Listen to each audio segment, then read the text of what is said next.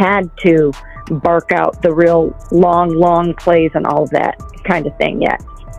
So he's coming up that learning curve quickly, and they saw that in the final 2 weeks of the last week of OTAs and the week of minicamp.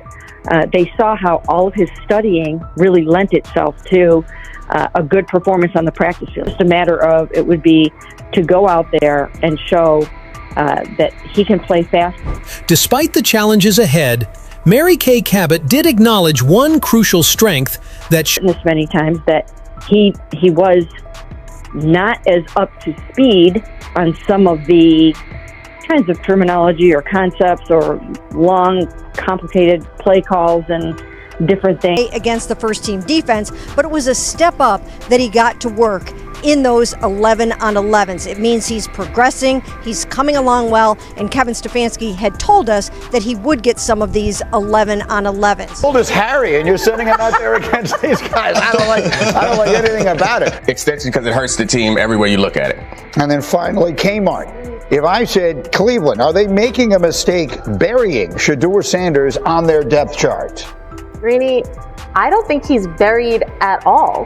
I think it's so premature to even frame it like this. I understand the interest given the fact that there are 4 quarterbacks there, but to say he's being a disservice is being done to Shadur, I think is a bit. Okay, I want to dive more deeply into this. This has become to me the most interesting story.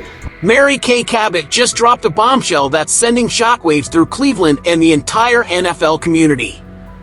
For months, she's been one of Shedeur Sanders' harshest critics, consistently labeling him as a 4th-string quarterback with no real shot at meaningful playing time. But what happened in the last 2 weeks has completely flipped the script, and I'm about to reveal exactly why this changes everything for the Browns quarterback situation. I've been following this story since day one, tracking every practice report and insider comment, and what I'm seeing now is unprecedented. There's one specific moment during minicamp that made even the biggest skeptics completely change their tune about Shadur, and when you hear what it was, you'll understand why the Browns' entire offensive strategy might be shifting. Stick around because this revelation at the end will blow your mind. What we're witnessing in Cleveland isn't just another rookie quarterback story, it's a complete narrative reversal that has veteran reporters eating their words and Browns fans daring to hope again. Kay Cabot, who covers this team with the intensity of a detective, has gone from writing Shedur's football obituary to praising his exceptional understanding of the game. This isn't just improvement we're talking about, this is transformation at warp speed. Today, I'm breaking down exactly what changed, why Kay's complete 180 matters more than you think, and what this means for the Browns' quarterback future. We'll explore the dramatic turnaround that caught everyone off guard, the starting lineup revelation that has Cleveland buzzing, and the football IQ advantage that's separating Shadur from every other quarterback in that room. Trust me, by the end of this video, you'll understand why this story is about so much more than just one player's development.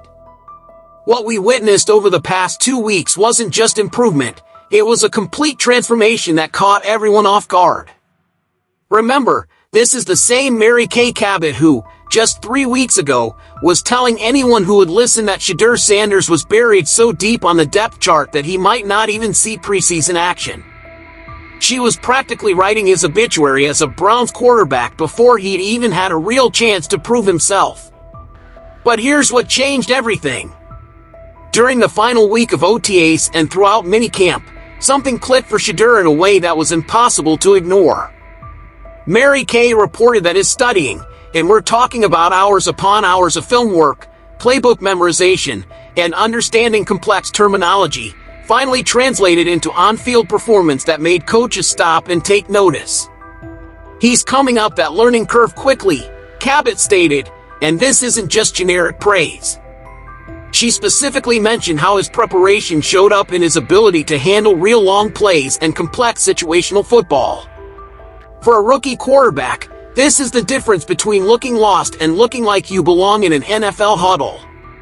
Think about this from Shedur's perspective. He's the son of a legend, carrying enormous expectations, drafted by a team desperate for quarterback stability.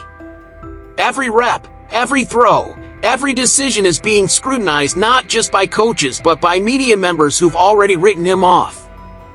The pressure would crush most people. But here's where it gets interesting, and this is something most people are missing. Mary Kay's change of heart isn't just about Shedeur's improvement. It's about what that improvement represents for a Browns organization that's been searching for quarterback consistency for decades. When a veteran reporter who's covered this team through countless quarterback disappointments suddenly starts using words like quickly and good performance about a rookie she previously dismissed, that's not just progress, that's a seismic shift in expectations. And this transformation in Mary Kay's reporting is just the beginning. What she said next about Shedeur's potential role in the starting lineup will make you realize why this story is bigger than just one player's development. Mary Kay Cabot didn't just acknowledge Shedeur's improvement, she made a statement that could reshape the entire Browns quarterback room hierarchy. In the NFL, getting mentioned as having a real shot at the starting 11 isn't casual commentary. When veteran reporters start floating these possibilities, it means conversations are happening behind closed doors that the public isn't privy to yet. Here's exactly what Mary Kay said that has everyone talking.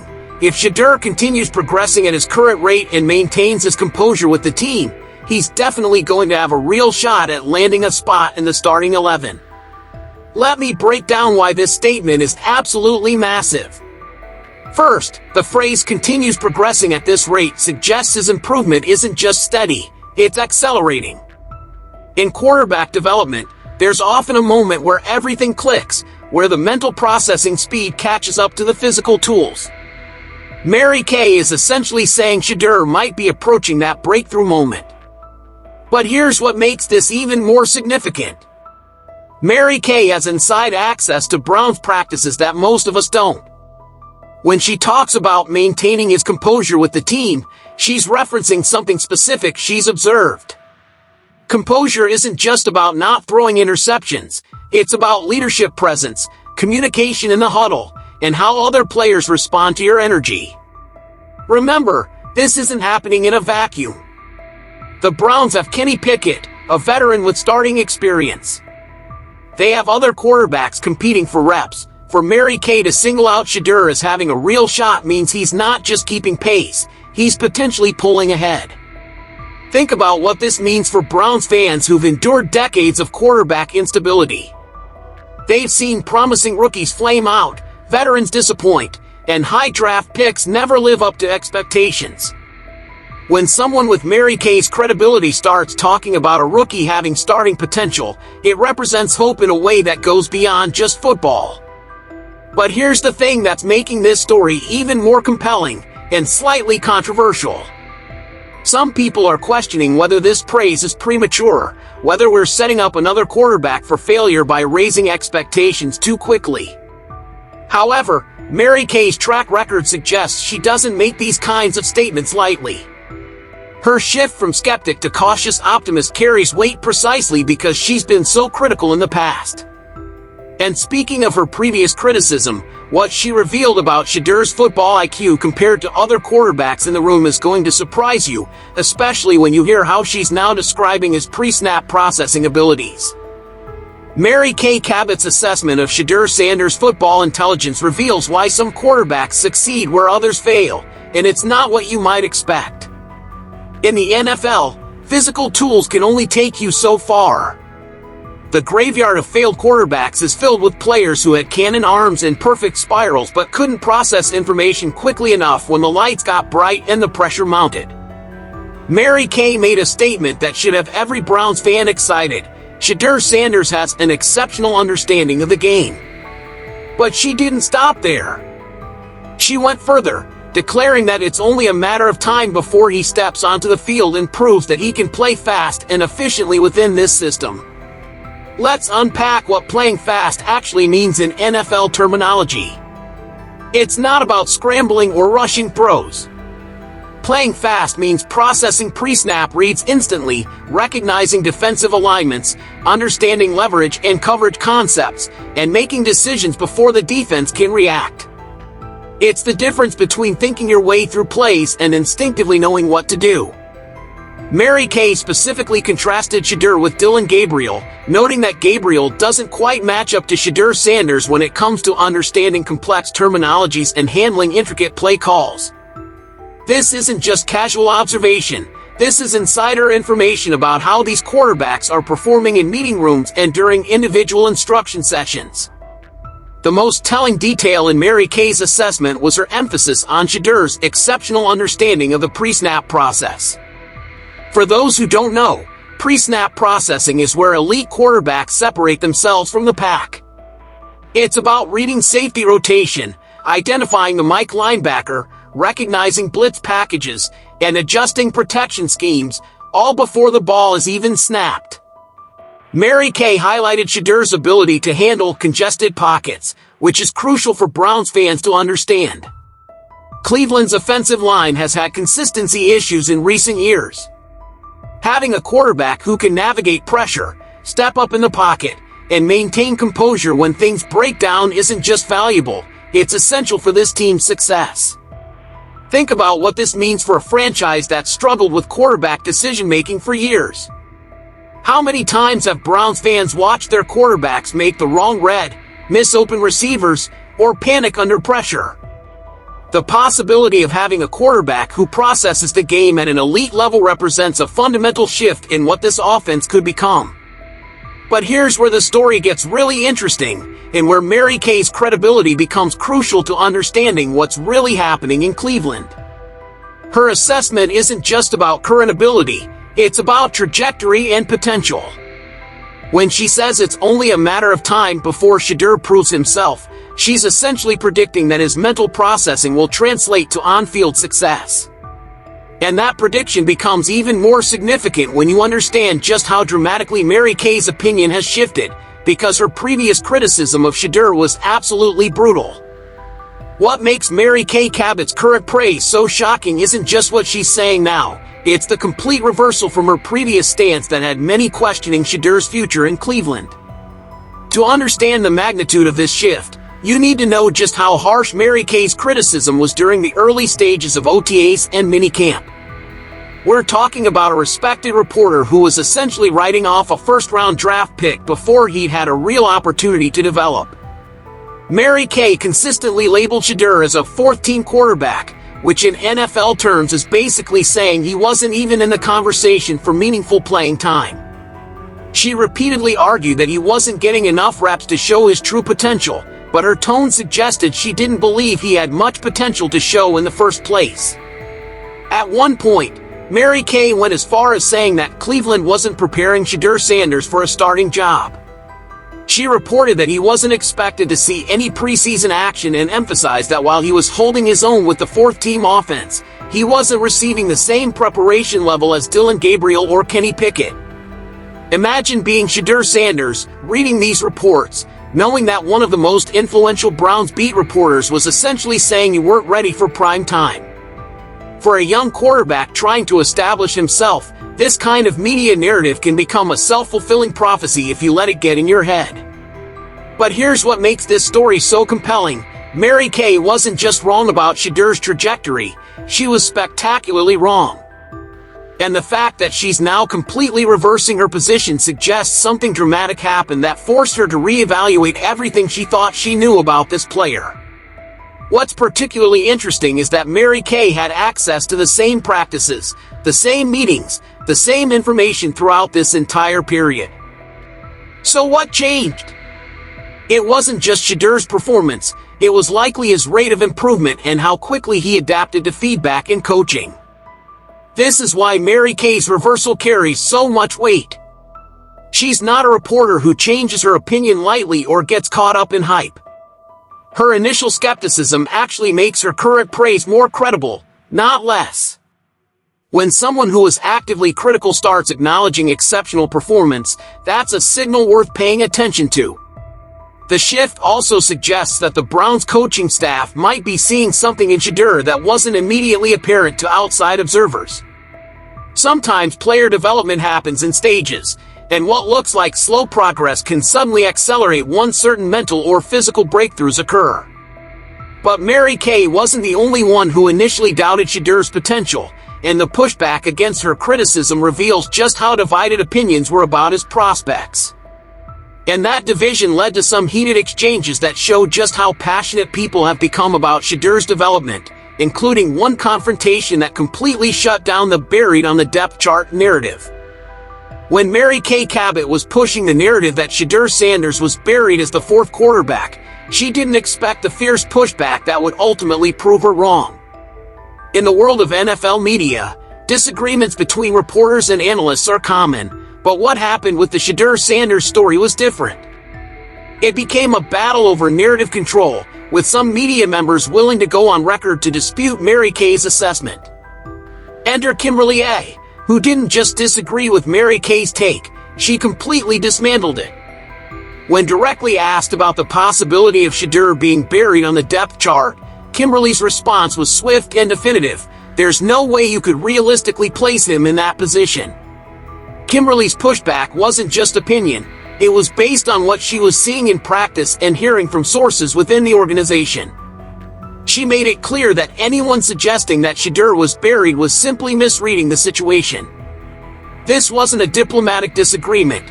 This was one media professional telling another that she was fundamentally wrong about a major story. Think about what was at stake here. We're talking about a first-round draft pick's reputation, a franchise's quarterback future, and the credibility of multiple reporters who cover the team daily. When Kimberly said it was inaccurate to suggest that Shadur was being overlooked, she was essentially calling out Mary Kay's reporting as flawed. But Kimberly's defense went beyond just disputing the depth chart placement. She emphasized that Shedur's talent, his presence, and his performance had made it impossible to ignore him. This suggests that while Mary Kay was focusing on practice squad positioning and rep distribution, others were seeing intangible qualities that don't always show up in traditional reporting metrics. Fast forward to today, and Kimberly's defense of Shadur looks prophetic. Her insistence that those doubting his rise were missing the bigger picture has been validated by Mary Kay's complete reversal and the recent reports about Shedur's advancement to first-team reps. This entire exchange reveals something important about how player evaluation works in the NFL. Sometimes the traditional metrics, practice squad placement, rep counts, depth chart positioning, don't tell the complete story. Kimberly was seeing leadership qualities, learning ability, and potential that weren't immediately reflected in the formal team structure. What makes this story even more interesting is that both reporters were likely getting information from different sources within the organization. Mary Kay might have been hearing from coaches focused on immediate readiness, while Kimberly could have been talking to people who were more focused on long-term development and potential. Now that Mary Kay has acknowledged Shedur's progress and potential, it validates Kimberly's earlier defense while also showing that player development stories can change rapidly in the NFL. What looked like a buried prospect 3 weeks ago is now being discussed as a potential starter. And the support for Shadur isn't just coming from Browns beat reporters, other NFL players are starting to take notice and speak out about his potential. We've witnessed something remarkable unfold in Cleveland over the past few weeks. Mary Kay Cabot's complete transformation from harsh critic to cautious supporter represents more than just one reporter changing her mind. It signals a fundamental shift in how Shedeur Sanders is being perceived within the Browns organization and across the NFL. From his accelerated learning curve and exceptional football IQ to his advancement to first-team reps, every indicator suggests that Shadur is exceeding expectations at the most crucial time in his development. When veteran reporters who've covered decades of quarterback disappointment start using words like exceptional and ready, that carries weight that goes beyond typical rookie hype. With Spencer Rattler and other NFL quarterbacks now publicly endorsing Shedur's potential, we're seeing a groundswell of support that extends far beyond Cleveland. This isn't just local media getting excited about a hometown draft pick. This is league-wide recognition of genuine talent and preparation. For Browns fans who've endured decades of quarterback instability, this story represents something they've rarely experienced: legitimate hope backed by tangible evidence. The fact that even the harshest critics are now acknowledging Shedur's potential suggests this might finally be different. What do you think about this dramatic shift in narrative? Are we witnessing the emergence of Cleveland's franchise quarterback, or is this just another case of preseason optimism that will fade when the real games begin? Drop your thoughts in the comments below. I want to know if you think Mary Kay's reversal is based on real improvement or if there's something else driving this change in coverage. And here's what I'm really curious about. Do you believe Shadur has truly earned this praise through his performance, or do you think the media is overcompensating for their initial skepticism? Let me know in the comments whether you're buying into the Shedeur Sanders hype or if you think we need to see more before crowning him as the Browns' future. Make sure you're subscribed because I'll be following this story closely as we head into preseason. If Shadur continues this trajectory, we could be witnessing the beginning of a new era in Cleveland. And if you want to see how other rookie quarterbacks do,